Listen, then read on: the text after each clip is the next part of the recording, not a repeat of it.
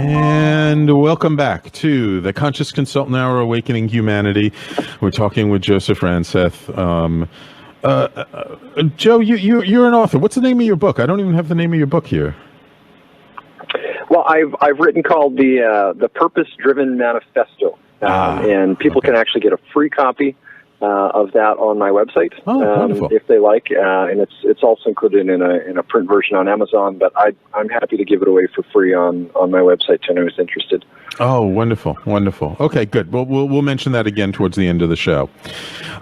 So, Joseph, I'm curious. How does one end up being a transformationist and somebody who's all about creating movements?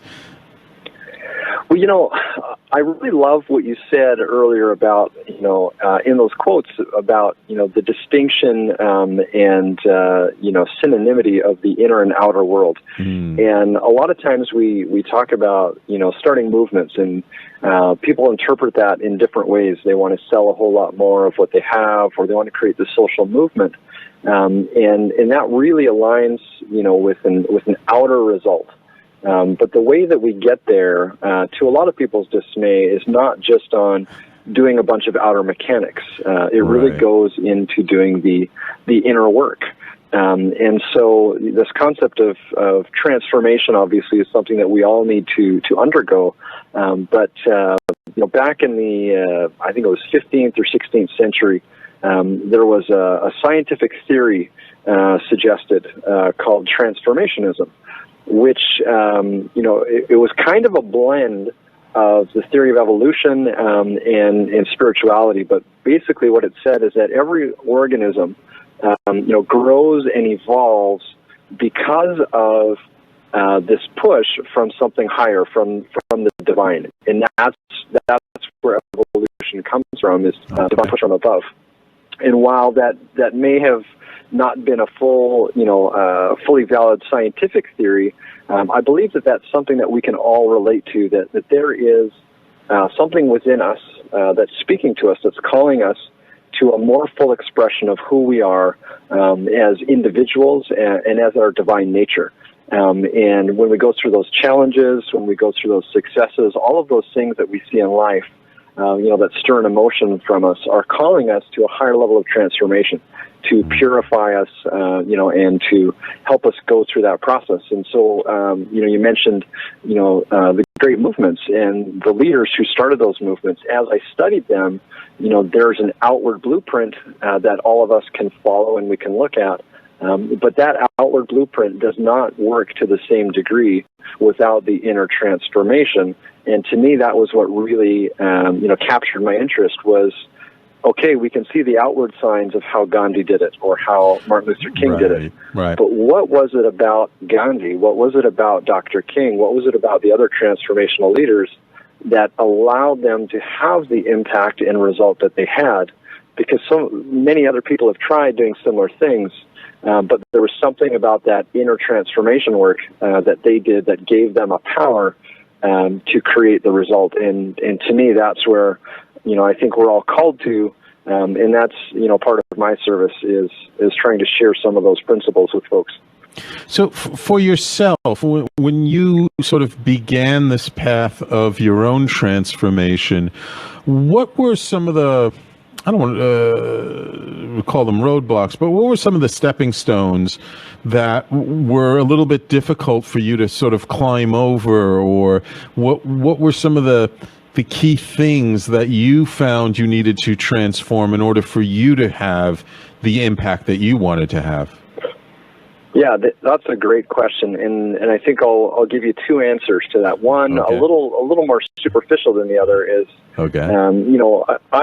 I found myself in a space where, on one hand, there was something that I was very passionate about, what I loved, and I felt was my purpose. And then on the other hand, there was kind of this outer world of, I need to have a job, or I need to make money so that I can survive.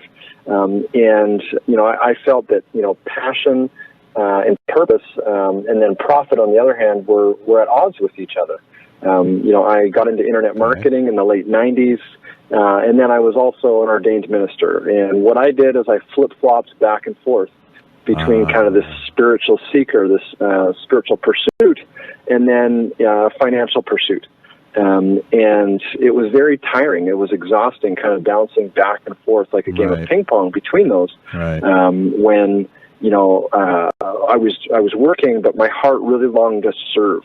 To serve others and to uplift. And then when I was doing that, I was stressed out because, I'm going to have to make a mortgage payment, and this isn't paying the bill, so I've got to.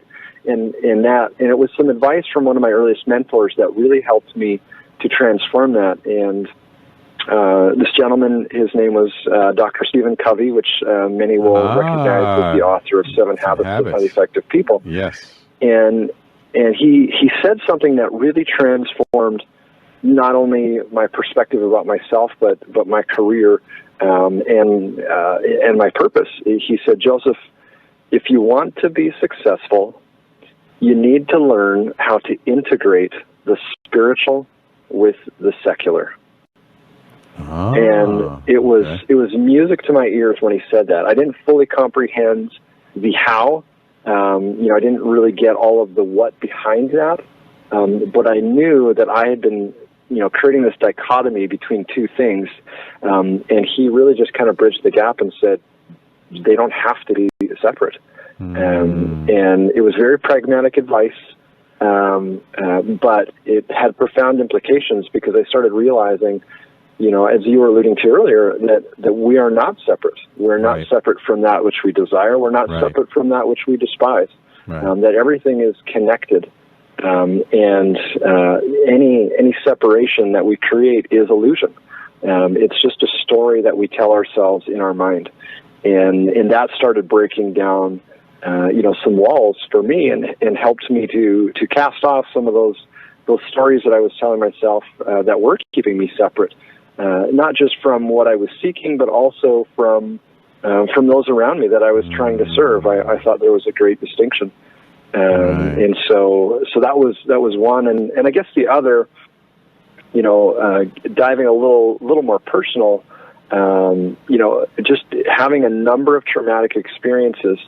What I found, we could probably spend an hour talking about, those, but what I took away from them, a common theme, was that when we are in times of difficulty, when bad things happen, whether it's someone passing away, or it's a failure on your part, or something bad has happened to you, or some sort of a tragedy such as a health loss, or whichever. All of these are things that I had experienced. In the moment, I was taking them as, these are crappy things. Why is this happening to me? As if the universe was just taking a giant dump on me, and throughout those, what I really came to learn, the obstacle that I had to overcome, was that there are no obstacles, that everything is a gift of love, if we choose to interpret it that way, to help us to a more full unfolding expression of our divine nature. And we can choose to reject that gift and say, oh, this is a crappy thing that's happening to me right now. Or we can, adopt the belief that everything that's happening to me is calling me to a more full expression of my divine nature. How is this helping? And what I came to see in all of those moments of incredible adversity is that they weren't things that I needed to overcome. They were gifts to purify me. Right. Yeah, it's not about overcoming life, right? It's about integrating life and learning how to shift our focus to look at how do things serve us, not how do they disempower us. Exactly. And I often say this, to my clients, is that, it doesn't matter so much that your beliefs are true, as much as it does that they serve you. And that jars people sometimes, but I give a very simple example that, when I play basketball, sometimes I tell myself I'm Michael Jordan. And I have that belief that I am the world's greatest. And it may not be true, but if it gives me confidence and allows me to be more fully present in the moment, to maybe take some of those risks, or to cast off the inhibitions, and to play more fully present, then that is a belief that certainly serves me. But At a deeper level, it's not so much our beliefs as it is, our paradigms. What are those core beliefs? Right. And it comes down to, as you were just alluding to, choosing to interpret that life is either for you or against you. Right. And when we choose to believe that life is on our side, then it's just a game of reinterpreting. Saying, wow, this looks like life is against me, but at the core, I believe that everything in life is happening for me. I must reevaluate. I need to learn. I need to dig deeper, or I just need to cast off some BS stories that I'm telling myself. Right. And again, this is not about being sort of Pollyanna, oh, everything's great and wonderful, but it's like really taking a hard look at something and saying, well, it seems like this really sucks, but in what way can this serve me? In what way does this help me? In what way does it make me a better person? In what way does this help me to connect to others? In what way does this teach me I need to take better care of myself so I can help others? Yeah, I agree completely. I think probably one of the worst things that we can do when something bad happens to us is just say, no, this is great, I'm going to be fine, and just repress those negative emotions, and we see that in so many different ways, whether it's our emotions or whether it's, our natural inclinations, whether it's cultural, societal programs, etc., if we're experiencing something and then we repress it and just push it away, that's taking us out of the flow. And our body's going to carry that. Our mind is creating a belief. Anytime we repress something, what we're doing is creating separation and saying that this is not good. This is not a part of me. I don't like that. And we all know that the best way to get rid of an enemy is to make it your friend. So when these things, and we are tempted to see them as bad, come, it's like, no, let's not repress it and pretend. Let's learn to reinterpret it so that we can be at peace with it and let it go. We could talk for an hour on this because this is a subject I'm very passionate about. But it's not about pretending. And a friend of mine, once asked me, she said, every day is the best day ever to you, and don't you ever have a bad day? And I just had to very quickly say, today is not good because of circumstance. Today is, period. Every day it is what it is.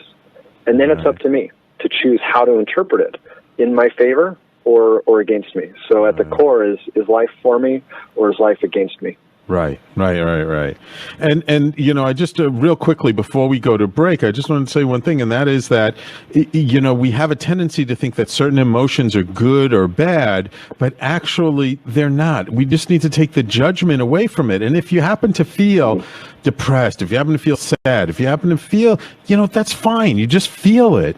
And because when you try and suppress it, as you were saying before, that's when energy gets stuck. That's when, things happen and they get stuck and it end up getting physical. And that's when you have, health issues. And we want to avoid those kinds of things, don't we?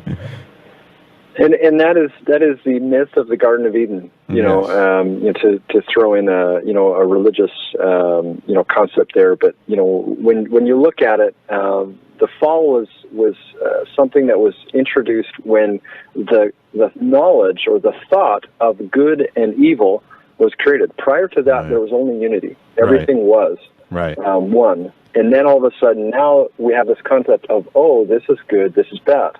This is right, this is wrong. And we create this illusion of separation. And the process of atonement is one of bringing people together.